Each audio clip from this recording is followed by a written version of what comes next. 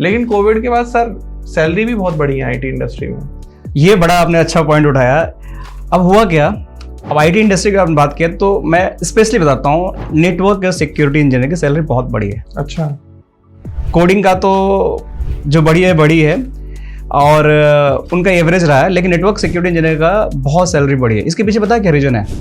Reason ये है कि जो एम्प्लॉय थे पहले ऑफिस में वर्क करते थे, राइट, अब वो क्या वर्क फ्रॉम होम करने लगे, तो एकदम से जो आपका जो तरीका है काम करने का वो चेंज हो गया।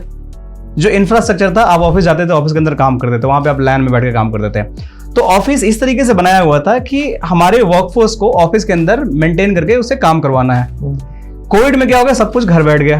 अब आपको घर से काम कराना है, लेकिन उतना ही सिक्योर जितना हम ऑफिस में थे। मतलब ऑफिस का लैपटॉप इंजीनियर यूज कर रहा है, तो कोई पर्सनल इंफॉर्मेशन या पर्सनल वेबसाइट पे चीजें ऑफिस के ना लिख कर पाए, कोई अनवांटेड चीज ना करे लैपटॉप के साथ, तो क्या करोगे? तो पूरा एक डिजिटल ट्रांसफॉर्मेशन हुआ, एक रेवोल्यूशन क्रिएट हुआ जिसको हम बोलते हैं digital transformations.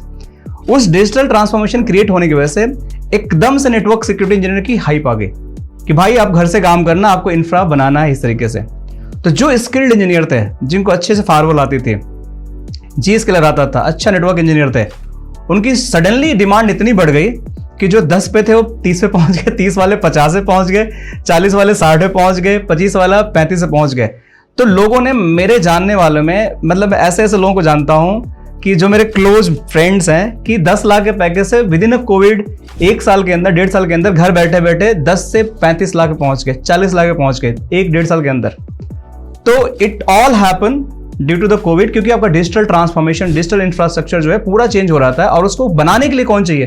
Network engineer, security engineer, cyber security engineer, क्योंकि आपको एक नया इंफ्रा बनाना है जो कि घर पे बंदा बैठा हुआ है उतना ही सिक्योरली वो आपके एप्लीकेशंस को, आपके डेटा सेंटर सर्वर्स को, आपकी जितनी भी इंटरनल जो कम्युनिकेशन है उनको आप एक्सेस कर पाएं।